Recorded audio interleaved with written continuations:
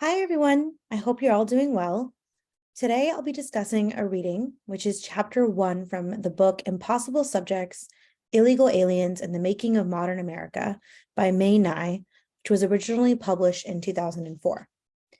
The chapter that we'll be discussing today is titled The Johnson-Reed Act of 1924 and the Reconstruction of Race and Immigration Law, and it provides a thorough historical account of immigration law in the United States, revealing the process of criminalizing immigration, a practice that is still very much active today.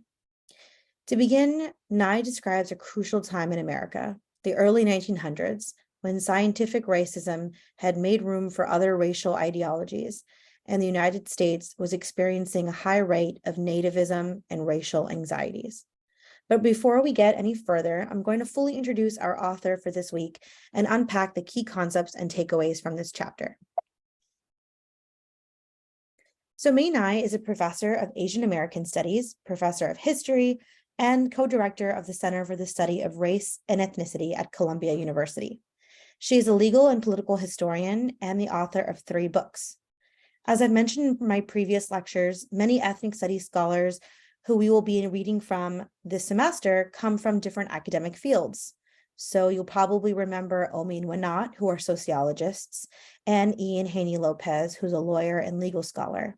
And this week, our author is a historian. Importantly, these scholars demonstrate how ethnic studies is fundamentally interdisciplinary. An academic field of study can be interdisciplinary when it incorporates ideas, methods, and perspectives from multiple disciplines to explore a particular topic or problem. For the field of ethnic studies, these topics include race, racism, citizenship, immigration, and related subjects.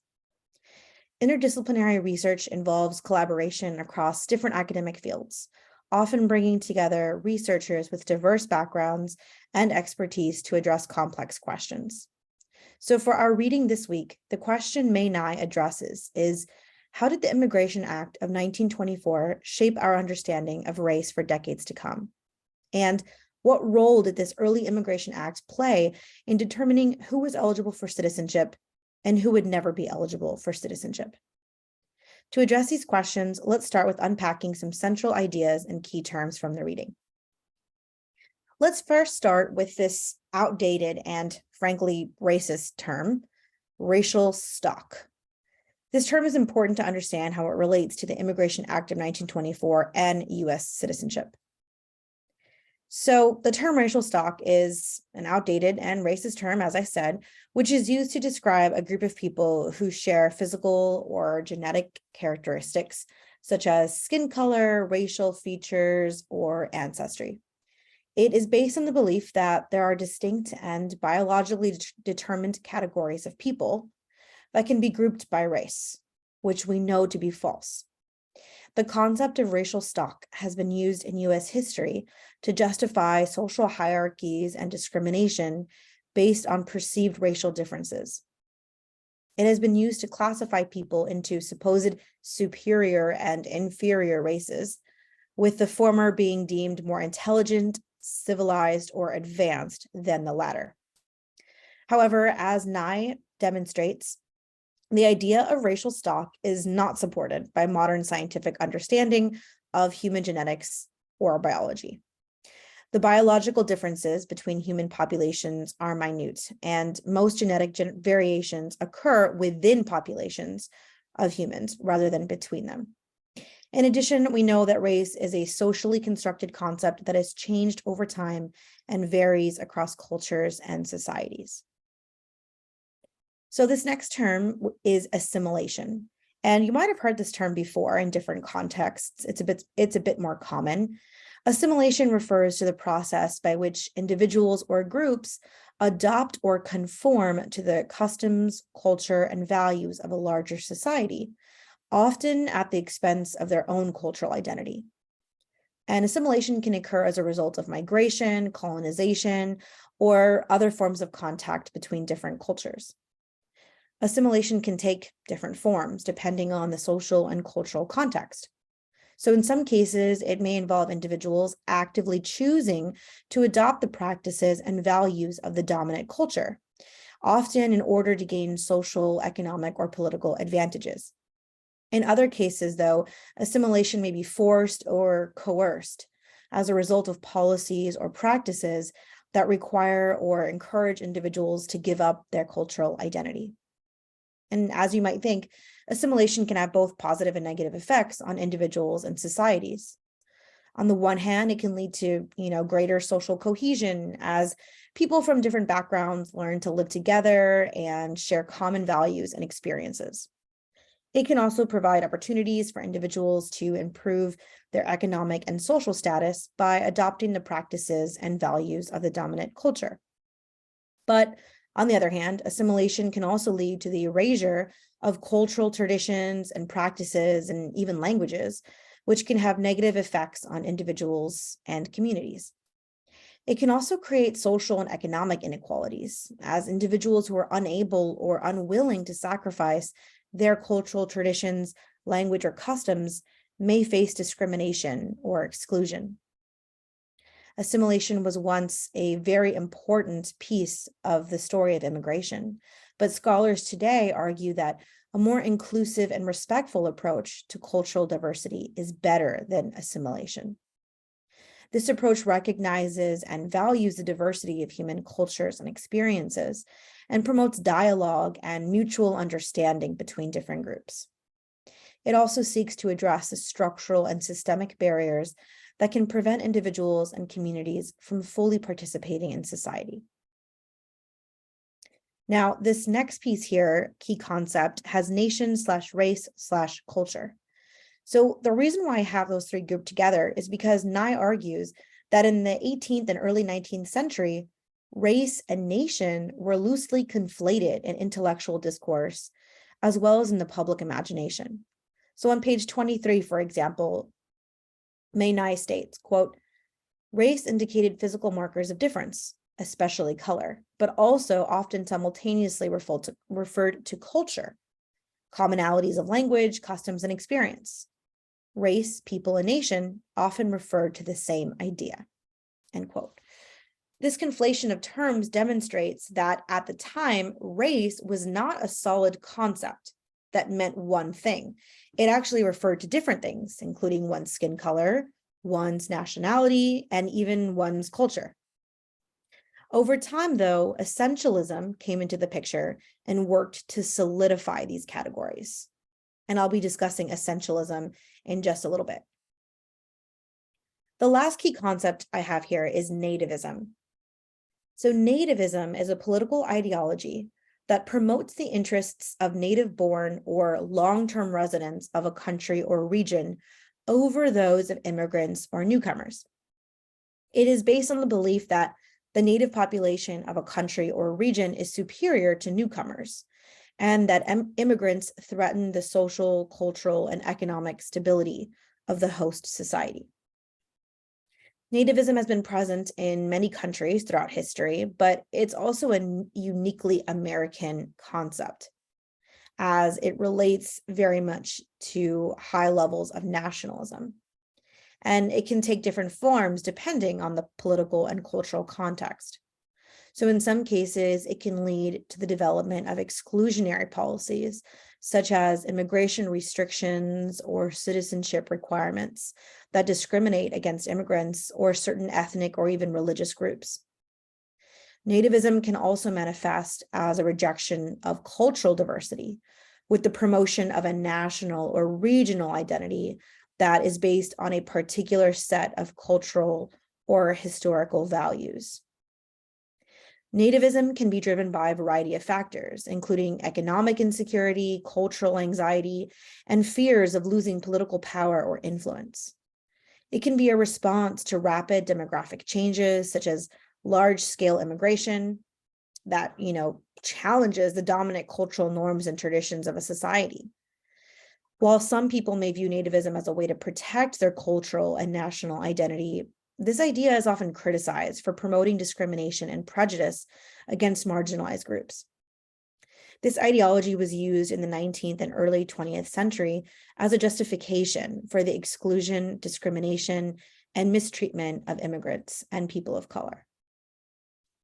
In the 1920s, the US government commissioned pseudo-scientific studies where so-called scholars came to conclusions that were deeply embedded with racism and prejudice.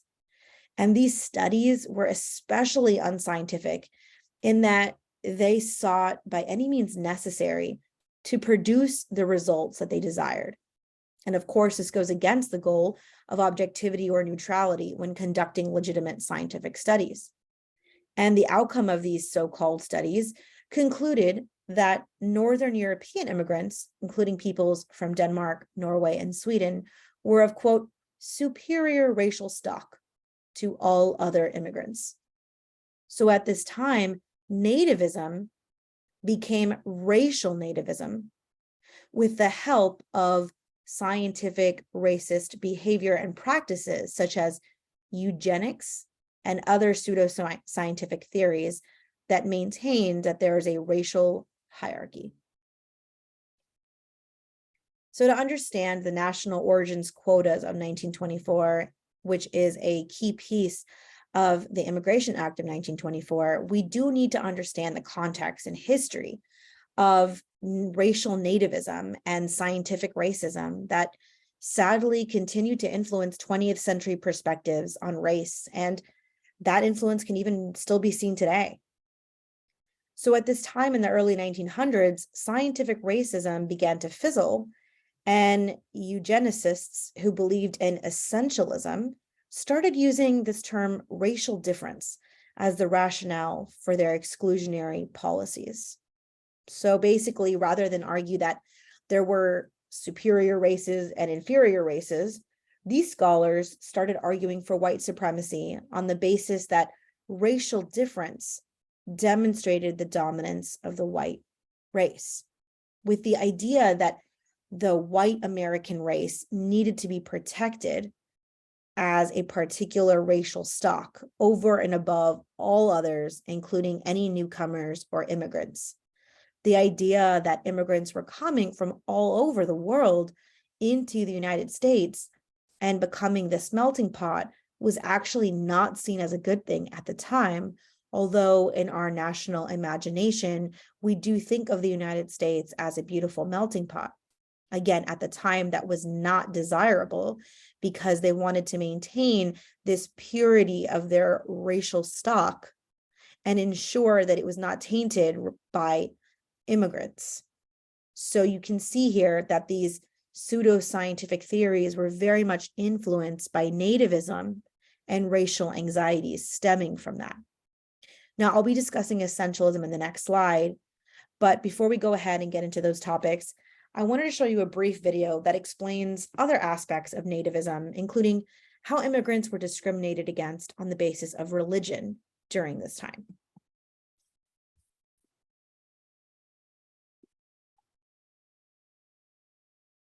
New immigrant groups arriving in the late 19th century became a new target for native-born Americans who did not welcome foreigners, for reasons ranging from religious intolerance to a fear of losing their own jobs.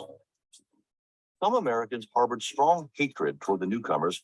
They revived a trend called nativism. Nativism is a constant phenomenon in American history. It goes back to the colonial period. It surges in the old immigration period before the Civil War with Irish and German and other immigrant groups. And again, it surges in the late 19th century when these new immigrants begin to arrive. As it had in years past, much of the anti-immigrant sentiment centered on economics. Some native-born Americans grew angry when immigrants would agree to work for lower wages, seeing this as a threat to their own livelihood. Other native-born saw immigrants as low-class illiterates, brought poverty and crime to America's cities. Some of these beliefs were based on widespread prejudices against immigrant religious practices. Not only do you have more Catholics arriving, but you now have Jewish immigrants arriving, so the religious makeup of America is clearly changing. As they had in decades past, anti-immigrant groups gained power in the late 19th century. With new names and newfound strength, these organizations would eventually gain political traction after the turn of the century. Just as there were no nothings in the 1850s, in the 1890s, an organization called the Immigration Restriction League is founded explicitly to pass federal laws to restrict immigration. There's also the American Protective Association, which is based out in the Midwest, principally to oppose Catholic immigration to the United States. There's clearly an organized anti-immigrant movement, and this movement, it'll take a while, but will ultimately be successful. They will, by the 1920s, get the federal government to set up a restrictive quota system that will dramatically decrease the amount of immigrants arriving. All right, I think that video did a good job of showcasing that racial difference was also being marked by religious beliefs. Okay, so let's go ahead and take a look at scientific racism and the pseudoscientific theories that I've been discussing. So scientific racism is a pseudoscientific theory that suggests that certain races are inherently superior or inferior to others based on supposed biological or genetic differences. And we obviously know that that is a load of baloney, as we've been exploring these topics in previous lectures and readings. And the origins of scientific racism can be traced back to the 18th and 19th centuries, when racial classifications and hierarchies were developed to justify colonialism and slavery, especially as they were categorizing different racial groups as literal subspecies of humans. In other words, scholars and scientists at one time believed that people of different races were actually different species. Now, I've been using the word pseudoscience a bit, so I want to explain what that means. Pseudoscience refers to beliefs or practices that are presented as scientific, but lack empirical evidence or are based on faulty or unscientific reasoning. Pseudoscientific claims often appear to be scientific, but they lack the rigorous testing and validation that true scientific theories undergo. And pseudoscience can take many forms, from astrology and creationism to alternative medicine and paranormal phenomena. And it often relies on anecdotal evidence, testimonials, or appeals to authority rather than objective data and systematic investigation. One of the key characteristics of pseudoscience is that its proponents tend to dismiss or ignore contradictory evidence and cling to their beliefs despite the lack of scientific support. And this can make it difficult to distinguish pseudoscientific theories or claims from real science, especially for people who lack scientific training or good critical thinking skills. Overall, pseudoscience can be seen as a form of deception that exploits people's desire for easy answers or their mistrust of established science. And it can be harmful if it leads people to make important decisions based on unreliable information, or especially if it undermines public trust in science and evidence-based policymaking. Now, that being said, it can also be harmless. And many of the things that we all consider a part of pop culture would technically be considered a pseudoscience. Of course, in this case, the practices and beliefs of these pseudoscientific theories about the differences of humankind were incredibly harmful. And one of the most harmful of these pseudoscientific theories was eugenics. So eugenics is a movement that emerged in the late 19th and early 20th centuries, which sought to improve, quote unquote, improve the genetic quality of human populations through selective breeding and the promotion of certain traits. And excuse me, because my cat is meowing quite loudly in the background. So eugenicists believe that certain groups were biologically inferior and that their reproduction should be restricted or discouraged, while other groups were supposedly biologically superior and should be encouraged to reproduce. And theories of scientific racism and eugenics were used to justify a range of horrific discriminatory practices, including forced sterilization, marriage restrictions, and exclusionary immigration policies. For example, in the United States, the eugenics movement led to the passage of laws that mandated the sterilization of people deemed unfit to reproduce, such as people with disabilities, mental illnesses, or even criminal records. Now, in Nazi Germany, the belief in Aryan superiority and the need to eliminate, quote, inferior groups led to the Holocaust. Today, scientific racism and eugenics are widely discredited and recognized as pseudoscientific and, of course, discriminatory. However, the legacies of these movements continue to impact contemporary debates around race, genetics, and human diversity. The use of racial and ethnic categories in scientific research, for example, continues to be a controversial topic, with some arguing that these categories continue to perpetuate harmful and inaccurate beliefs about human differences. At the same time, many scientists and activists emphasize the importance of recognizing and celebrating human diversity while rejecting essentialist and discriminatory beliefs about race and genetics. Which leads me to my next point here, which is essentialism. So essentialism is a philosophical concept that refers to the belief that things, including people, have a fixed and inherent set of characteristics that define their nature or essence.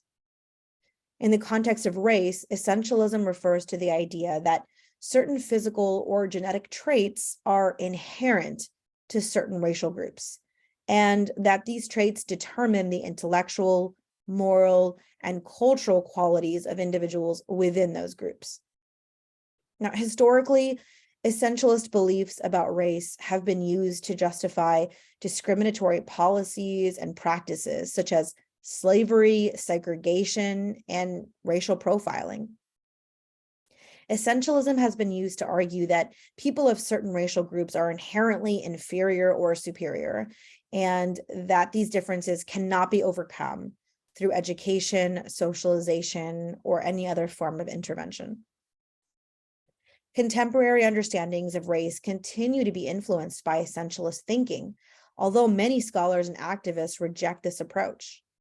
They argue that race is a socially constructed concept that is shaped by historical, political, and economic factors, rather than fixed biological or genetic traits. They emphasize the importance of recognizing the diversity and complexity of human experiences and reject simplistic categorizations and classifications of individuals based on race. An example of both eugenics and essentialism can be found by turning to the Holocaust. As you know, the Holocaust was a genocide committed by the Nazi regime in Germany during World War II, in which an estimated 6 million Jews were murdered, along with other targeted groups, including Romani people, people with disabilities, LGBTQ+ people, and political dissidents. The Nazi regime used a variety of ideological justifications for their actions, including essentialist beliefs about race and genetics. The Nazi regime subscribed to an extreme form of essentialism that believed that different racial and ethnic groups were biologically determined to possess certain innate qualities and characteristics. The Nazi regime believed in the concept of Aryan white supremacy, which held that people of Nordic or Germanic ancestry were superior to all other racial and ethnic groups. They used pseudoscientific theories to justify their belief in this existence of a pure race that was threatened by supposed racial pollution. And the Nazi regime also believed in the concept of racial purity or stock, which held that intermarriage and any other form of contact between different racial and ethnic groups was dangerous to the biological health of the Aryan race. And they believed that Jews in particular were inherently inferior race that threatened the purity of their supposed Aryan race. And these horrific essentialist beliefs provided a justification for the Nazi regime's policies of persecution and genocide. The regime implemented a variety of laws and policies designed to isolate and marginalized Jewish people and other targeted groups, including laws that prohibited intermarriage and sexual relations between Jews and non-Jews, laws that restricted employment and educational opportunities, laws about sterilization, and even laws that required them to wear identifying symbols. Ultimately, the essentialist beliefs of the Nazi regime led to the development of a system of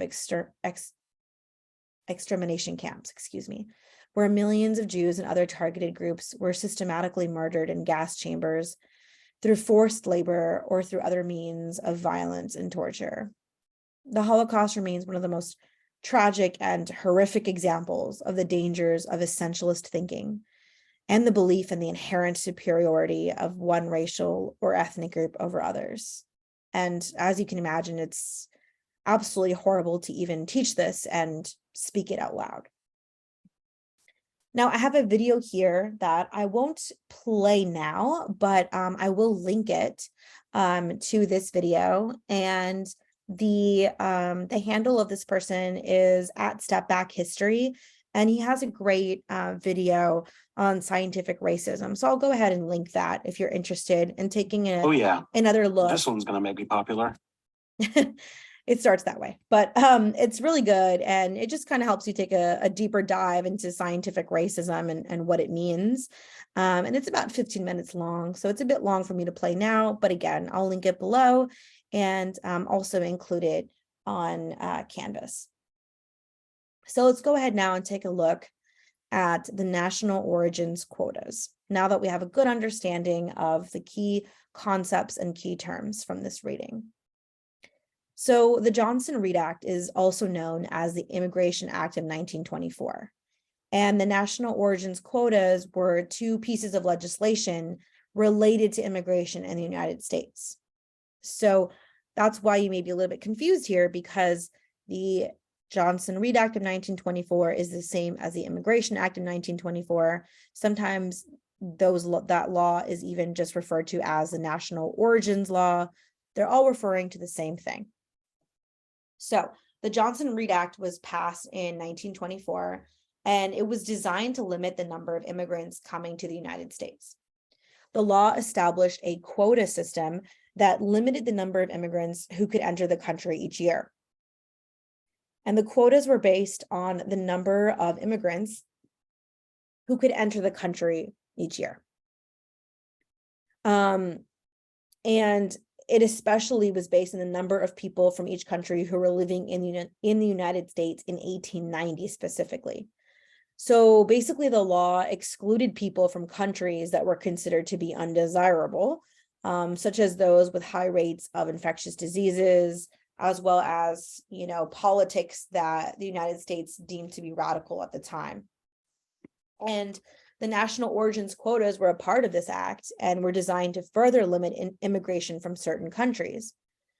The quotas were based on national origin, which I'll get to in a sec, and it limited the number of immigrants who could enter the United States from each country to a certain percentage of the number of people from that country who were already living in the United States in 1920. So I know that's a bit confusing. So the goal of the quotas was to maintain the existing ethnic balance in the country by restricting immigration from countries that were seen as less desirable, such as those from Southern and Eastern Europe. Now, the national origins quota system, while is steeped in this language of, national origin, also was very much racially motivated, and it had racial implications. So while it didn't explicitly reference race, the system defined nationality or national origins according to country of birth, which excluded non-white people residing in the United States in 1920, even if they were born in the United States. It also excluded all immigrants from the Western Hemisphere and their descendants. It referred to them as aliens ineligible for citizenship. It also excluded all descendants of enslaved peoples and all descendants of American Indians, even if they were born in the United States. So in this way, all non-white peoples, whether they had been in America as natives or forced there involuntarily through the system of slavery, or had they immigrated from anywhere other than certain parts of Europe, they were all considered never to be able to go up for US citizenship. The National Origins Quota system believed that America was and should remain a white nation descended from Europe, and it used a pseudoscientific classification system that distinguished persons of the, quote, colored races from white persons from white countries. Air quotes around all of that, of course. Now, this new classification system was used to translate into actual categories of identity for the purposes of regulating immigration and immigrants, creating categories of difference that reclassified Americans as racialized subjects. So whereas before, race referred to several things, right? It referred to your culture, your skin color, your nationality. All of a sudden, race refers to a very specific thing. And it's more so based on who is there in the United States in 1920. But it doesn't really matter whether you were born in the US at this time or not. It matters what race you are. And that's why, even though the National Origins Quotas don't refer to race, we've now become racialized subjects with the passing of this legislation. And to further sort of explicate and demonstrate who was and wasn't allowed to be eligible for citizenship, let's go ahead and take a look at this next chart.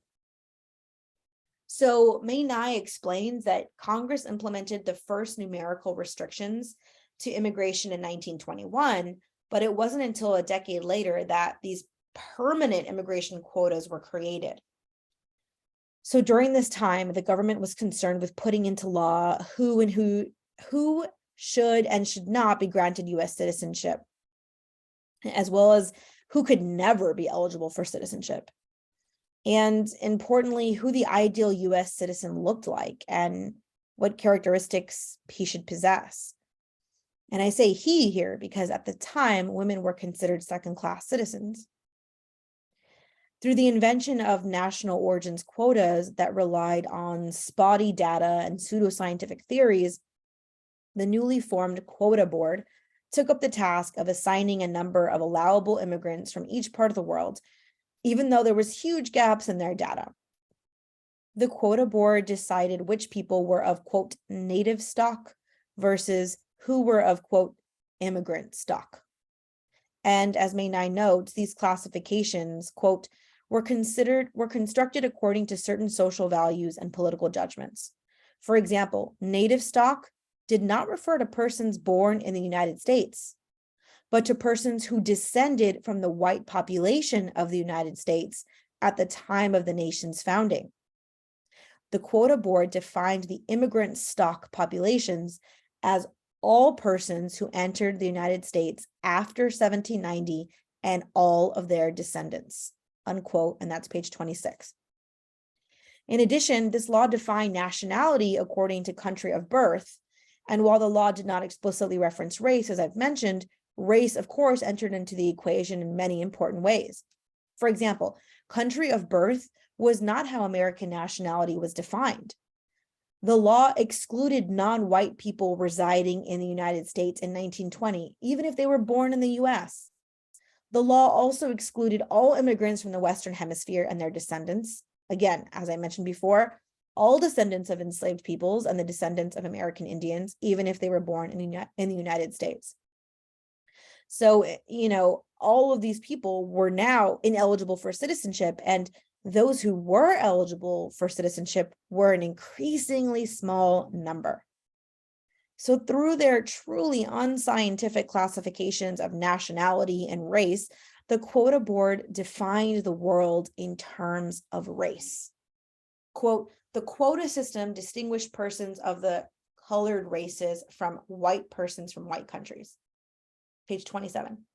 So this new classification system is really shocking to read. It's also shown on page 28 in the chapter. where you can see that, quote, white Americans and immigrants from Europe have national origins, meaning they can be identified by the country of their birth or their ancestors' birth. But people of color were imagined as having no country of origin. They lay outside the concept of nationality and therefore citizenship. They were not even bona fide immigrants, unquote. That's page 27. So the National Origins Quota system believed that America was and should remain a white nation descended from Europe and should protect their racial stock from immigrant stock, who they saw as all persons who entered the United States after 1790 and their descendants. Mae Ngai argues, if Congress did not go so far as to sponsor race breeding, it did seek to transform immigration law into an instrument of mass racial engineering. Importantly, Congress and the Quota Board, like many people at this time, believed that race was just self-evident, meaning you could see and understand someone's race just by looking at them. And that's a common idea that we have today, that we can just group people based on how they look, when we know that it's much more complex than that. The immigration quotas based on national origin chart, which was published in 1929 by the Census Bureau, made people feel confident in their understanding of race. Because this chart that was eventually published by the Census Bureau was shrouded in the prestige of science and authority and government, and it served as a true and unwavering fact that influenced race thinking and policies. The Census Bureau became scientific evidence of innate, essential racial differences. And Mae Ngai says it created a, quote, language of interpreting the social world. Now, we had terms for classifying, now we have these terms for classifying urban and rural populations, social and economic classes, racial groups, and more. And this data, which is referred to as demographic data, also gave rise to a panic about preserving the white race. Now that people saw these charts with all of these different people from different places around the world, it was even more important to them to preserve what they saw as a pure white racial stock. Now, numerous scholars published passioned pleas that warned that upward mobility of immigrants would lead to, quote, race suicide for the white American race. Mae Ngai mentions that demographic data, she says, demographic data was to 20th century racists what craniometric data had been to race scientists during the 19th, which is referring to the pseudoscientific studies of skulls for varying racial groups.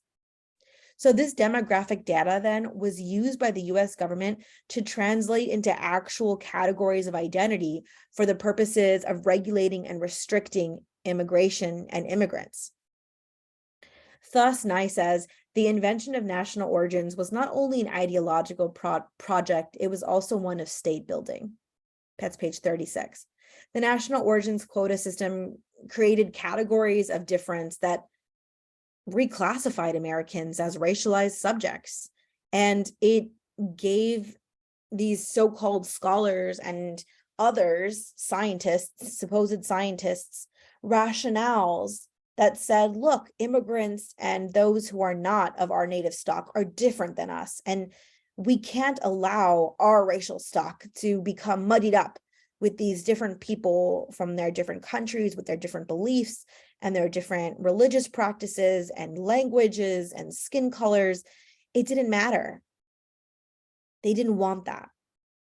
So the national origins quotas actually remained in effect until the Immigration and Nationality Act of 1965, which abolished the quotas and established a new system of immigration based on family reunification and employment preferences.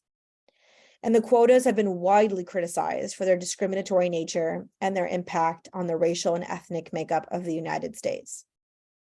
And before I move on, I also want to just sort of point out that as far as who was ineligible for citizenship, I've mentioned before that anyone who was considered immigrant stock was ineligible, as well as all non-white people residing in the United States in 1920, even if they were born in the US. All immigrants from the Western Hemisphere and their descendants. I've also mentioned that all descendants of enslaved peoples, all descendants of American Indians, no matter if they were born in the US, were also ineligible for citizenship. But an important category here that I haven't discussed is that all Asians, except people from Japan and the Philippines, were also ineligible for citizenship.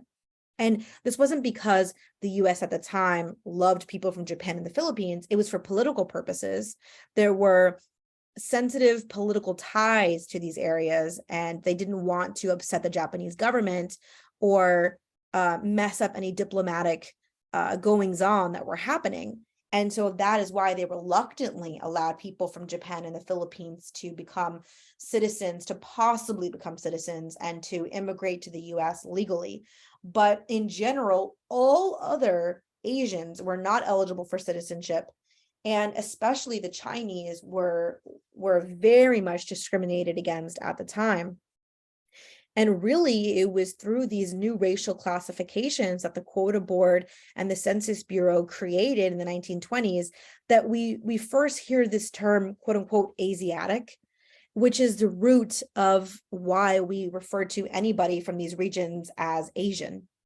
So this act, this Immigration Act of 1924, also known as the Johnson-Reed Act of 1924, was so crucial for so many reasons, not just in determining who was and wasn't eligible for citizenship, not just because it gave us insight into the racial ideologies and nativism and pseudoscientific theories that were shaping the world and the public consciousness at the time, but also because it created all of these classifications that before didn't exist. Before, race was, it was your culture, it was your language, it was your skin color, it was also your religion, it was also your nationality. But now, race was a very specific thing. And to not be white at this time meant much, much more than you can imagine. And essentially, this act said if you were not white, you had no country of origin, even if you were born in the United States, and you could never be eligible for citizenship if you came to the US after 1790. So let's go ahead and continue on with this idea of whiteness. The Immigration Act of 1924, as I mentioned, was momentous for many reasons. So for one, it essentially barred half of the world's population from entering the United States. And as I mentioned, it created all of these classifications, right? And one of the things that I mentioned is that if you were Asian, you weren't allowed to enter the United States, and you certainly weren't allowed to be a citizen. And it's really interesting because there's a rationale behind why that was the case. And one of the many reasons for that, for those exclusions, was the idea that Asians were unassimilable, which is a tough word to say. So remember that assimilation refers to the process of conforming to the dominant culture's assumptions, norms, beliefs, values, and customs. So basically, Congress at the time believed that Asians were simply unassimilable, meaning they could never assimilate to the US way of life because they saw that their culture was just too foreign, and therefore they would forever be foreigners, unable to ever conform to American ways of life. And importantly, if they couldn't do that, then they would never be able to embody the ideals of the white American citizen or those of native stock. So this law was contested by many individuals over the years, but two landmark court cases were especially noteworthy. The first is an Asian man named Takawazawa, and the court case is Takawazawa versus US from 1922. The second is the US versus Bhagat Singh Thind, and he was from India. And these landmark court cases occurred before the Immigration Act of 1924. So the main statutes determining eligibility at the time was the Naturalization Act of 1790, which limited naturalization of immigrants to, quote, any free white person of good character. So again, we have this idea that unless you are white or descended from a free white person, you weren't able to become a US citizen, even if you could prove that you have assimilated to the dominant culture, American way of life. And nowhere is this more glaring than in the case of Takawazawa. So Takawazawa argued his case for citizenship on the grounds of his impeccable moral character, his assimilation to American society, and his wholehearted embrace of American political ideals.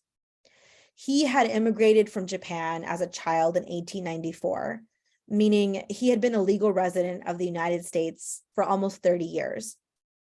He graduated from high school in Berkeley, California, and he attended the University of California. He moved to Honolulu in 1906, married, and had 2 children, whom he sent to American church and American schools. He worked for an American company, spoke English fluently, and did not drink, smoke, or play cards.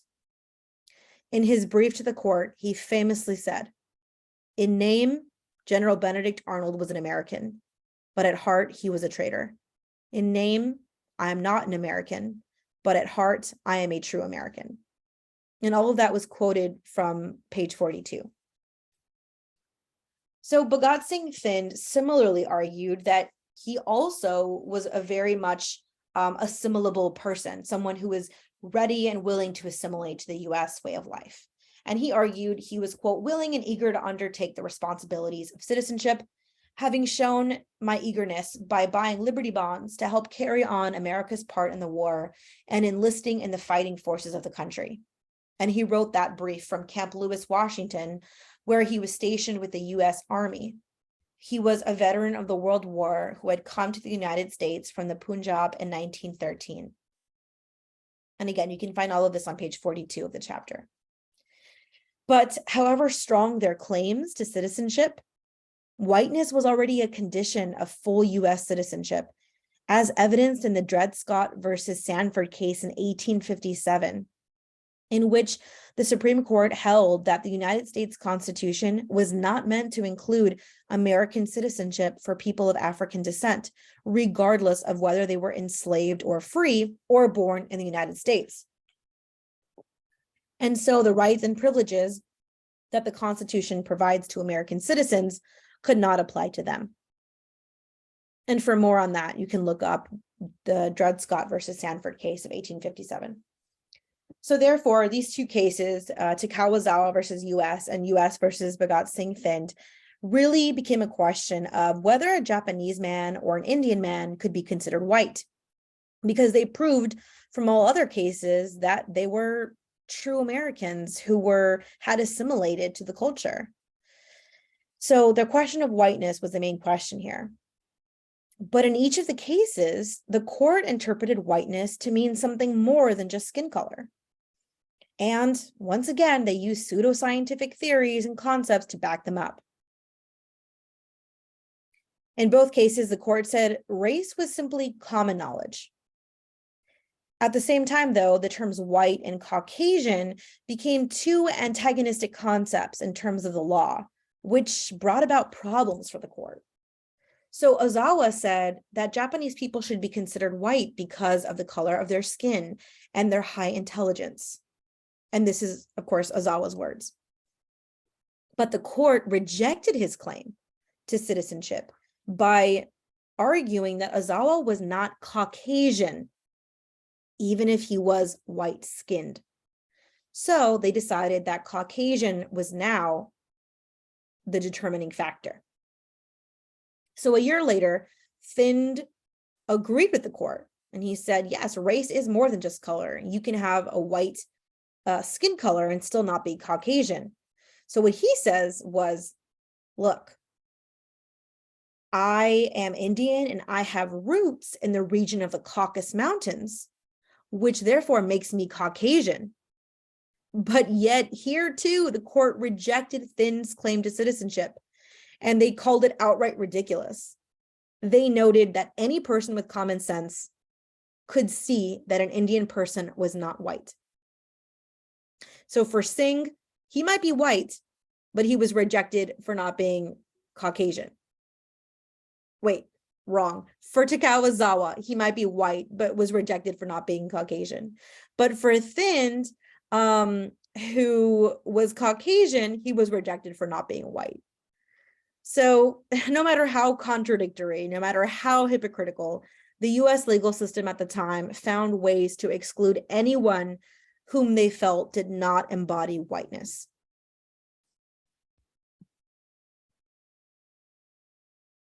All right, so here we have some key takeaways, right? Just sort of a summary to figure out like what are the main things we should take away from this chapter. The first is that our understanding of race has changed over time and it continues to evolve. I mean, scientific racism was once widely accepted. These pseudoscientific theories were used to justify horrific behaviors and exclusionary policies and legal discrimination.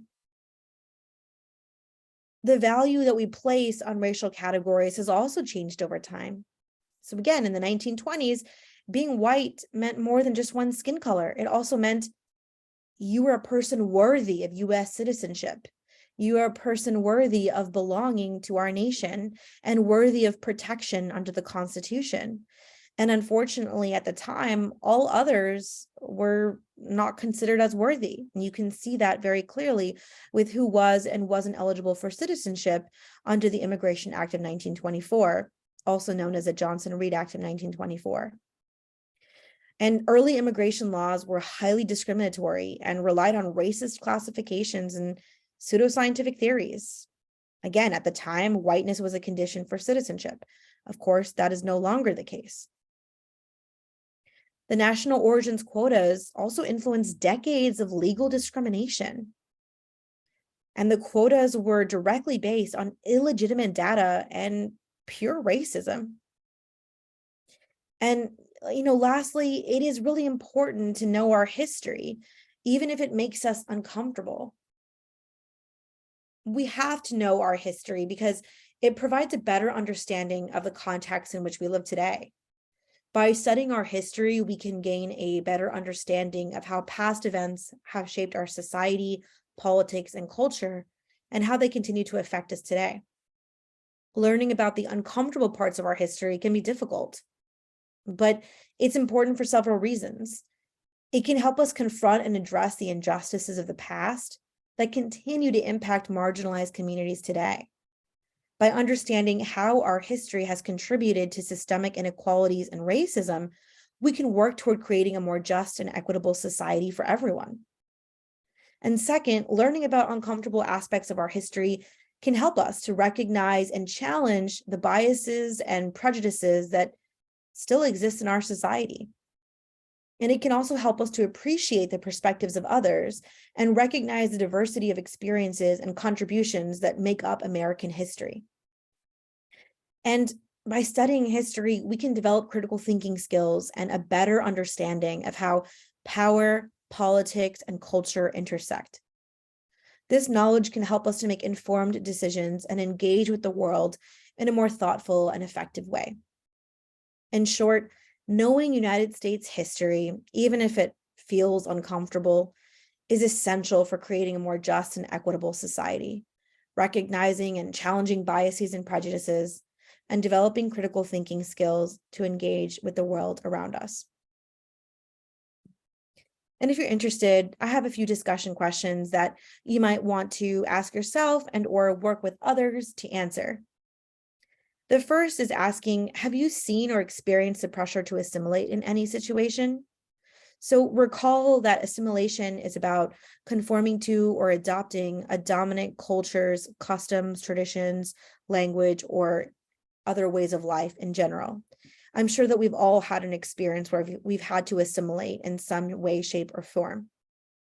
The second question reads, to what extent should immigrants be expected to assimilate into the dominant culture of their new country?